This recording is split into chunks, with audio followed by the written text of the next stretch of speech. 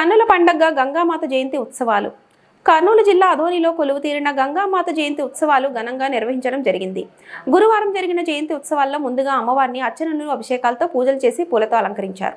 ముందుగా మండగిరిలో ఉన్న సుంకులమ్మ దేవాలయం వరకు ఊరేగింపుగా వెళ్లి అక్కడ గంగా జలాలను ఊరేగింపుగా తీసుకుని వచ్చి అనంతరం ఉత్సవమూర్తిని ఊరేగింపుగా వాయిద్యాలతో, హారతులతో తిక్క లక్ష్మమ్మ దేవాలయం వరకు తీసుకెళ్లి అక్కడి నుండి తిరిగి గంగమ్మ గుడి వరకు ఊరేగింపు నిర్వహించారు.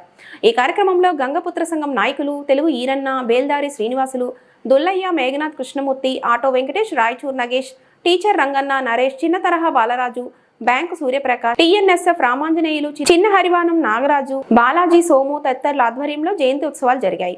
జయంతి ఉత్సవాల్లో భక్తులు పెద్ద సంఖ్యలో పాల్గొన్నారు.